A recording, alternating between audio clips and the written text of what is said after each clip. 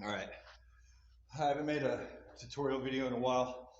I got into a zone, set some goals for myself physically, mentally, and I recently achieved a few of those goals. So I'm going to take a tutorial real quick to explain kind of the steps that I took and the process that I took to get there. Took about 4 years when I decided to make this commitment. It was 4 years ago. I stuck to a pretty legit program. I started in my garage, and then I got blessed with some gym equipment that I just keep working out with, and I thank God that I have this I have access to this right now. So I'm going to take the opportunity because God truly has blessed me, and I know this uh, through the strength that I've found and the commitment that I've made to this. I love this, but it's not easy. It takes time, and it takes a lot of sweat, a lot of dedication. And first steps is making the promise to yourself that you're going to do it, and then setting a schedule and then doing it. So after you commit, the next step is figuring out how you're going to get there, and that takes obviously a bar, lifting. I've got these. I didn't lift with assistance or a belt. I did not lift with any assistance for the first 2 years. I just straight up picked up a bar and went. I started off, when I started 4 years ago, I think my max was 170. I was struggling to get my body weight. At the time, I weighed 172. I now weigh 190 regularly, 195. I warm up now with 185. So if that puts things in perspective, it's quite a transition. I was struggling those early days just to get the bar up. And you know what? I watched a bunch of videos, and the one thing that I learned was just keep picking the bar up. Number one, just keep picking the damn bar up. Keep the weight low, keep it going, keep it going, keep it low. There were times when I was embarrassed. I was lifting 115 pounds, and I was struggling to lift 115 pounds, but the reality is I was doing it over and over and over and over so much that 115, I was doing 100 times. So eventually the weight starts to go up as you develop the endurance and the strength slowly but surely. Within, I think, the first 2 years, I was jumping my body weight. I was getting up to 225. I was really starting to get into it. Around year 3 is when I broke some big barriers, 250, 300, I think. I can't remember. I have to go back on my timeline. But the last 6 months have been crazy. I've been hitting numbers the last 6 months I didn't know I was going to get to. 350, 365 today was just, I never thought I'd get there. My goal is to someday hit 400. That is my ultimate goal. And then if I ever get to 400, then I'll change my goal to 500. See, you set these goals and you hit them. I hit 350 today, so now my next goal is 4. So that's how you do this. It's life. It's not easy. You set those goals, you hit them. So now that I'm motivated a little bit, let's talk about the basics. The basics of deadlifting is you want your bar, you want to line up, you want to get in the rhythm of being able to do a proper technique deadlift. That's your feet just outside your shoulders, your hands just inside your feet, and you want to get good at just lifting in that technique. After you develop that technique and get good, you're going to want to change it up. You're going to want to develop what really works for you and what changes. In the early days, I worked on that technique 100 times. Go through a set of 100, just low weight, technique. So right here, shoulder width apart. I always line up my shoulders, then put my hands down, and then I always wiggle my feet out a little bit, and it helps me just kind of get in that mindset of the pull. And because right then in that mindset, you do not want to hesitate. You want the bar to go up from the moment you engage. It's one movement, just bam, up. That's what you should be thinking. Just boom, up. Just all the way, just continuously all the way through the motion. The moment you doubt yourself and you hesitate is the moment you lean forward, and that's the moment you get hurt. You just pull all the way through. If the weight is too much, you will know, because you will get to that point and your body will not let you. Let go. Just let go, okay? I learned early on when I tried to do 225, or I think it was 250 for the first time. I was jumping from 200 to like 225 or 250 or something. And I was feeling good that day and didn't have a belt on, didn't have straps or anything.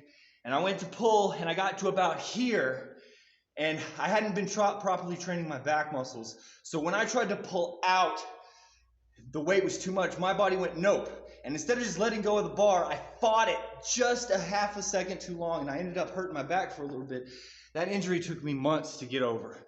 I couldn't properly deadlift heavy weight for about 2 months, and then I felt like, kind of weak, because that was the 115 part I was talking about, struggling, just going through, doing 50 to 100, but, in a little bit of pain.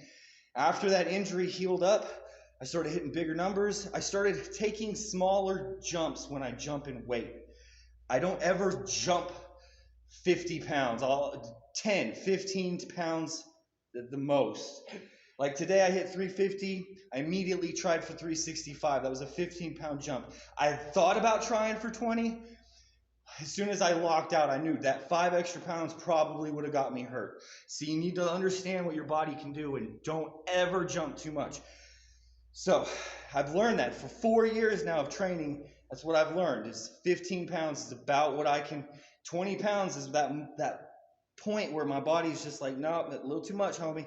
So you got to pull back. So right now I've got 225, 275 on the bar.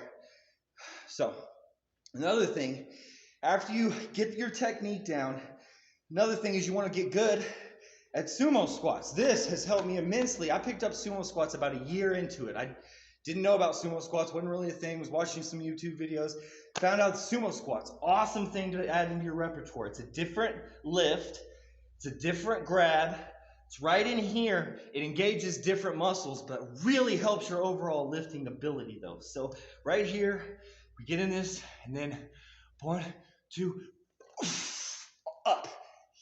You see the lockout for my legs is a lot different.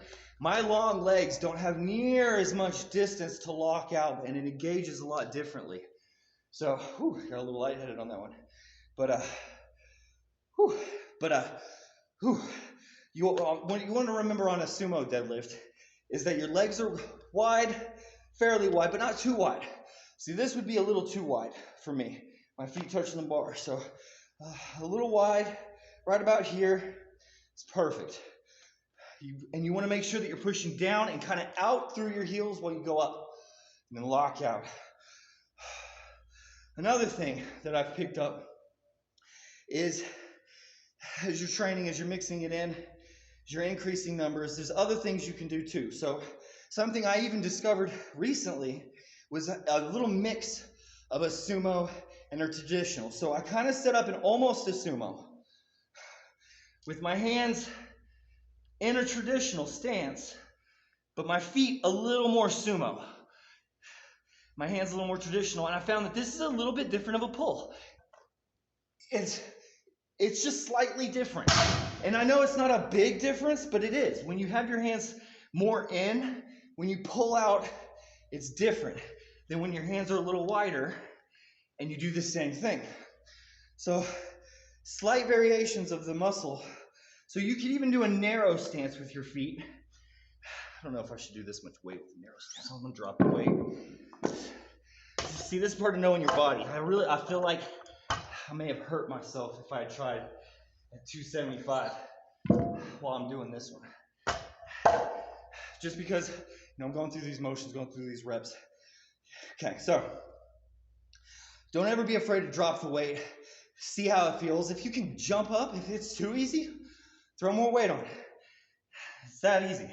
So I'm going to try a little bit narrower stance. Get in there, engage, and then poof. Oh yeah. Oh yeah, you can really feel the difference in the muscles right there that are having to engage to get that lockout and that pull. And that's what it takes to get strong. Mixing it up. So after you get good at those techniques, you go through all of them. I also mix in from time to time. I don't do this very often, but I'll mix in ones where I I straddle them. I forget what these are called, but I'll mix in where I'll straddle, and then I'll just, because yet again, it engages just different muscles overall. You want to remember if you're going through, if you ever do something one side, you always want to do it the other direction. That muscle balance. You don't want to imbalance anything. So, again, and up, and lock out, and drop. Whew. Those are some different variations of deadlifts you can do. From time to time, I'll get out this handy little thing, and I'll do a seated deadlift. These are a little different too. Engage different muscles. These are really going to get your shoulders and your upper back. So if you're having difficulty locking out, this is a great one. This has really helped me with my lockout. This and seated dumbbell shrugs. I do those at least once a week, usually. And then I'll do this once every couple weeks. It's not my favorite, but it does totally engage all those muscles that you need right up in here. All those muscle fibers that it takes to lock out at the top. It really hits those hard. I saw that from a man who broke the world record, a handicapped man who just pulled that, and it's just incredible what he was able to do. And it inspired me to add it into my workout. So if you stumble across this video, I hope it inspires you to work out. I have a bunch of videos I've posted in the past over the past couple years. I go through waves where I post tutorial videos, so it might be what I'm doing now. Anyway, enjoy workout.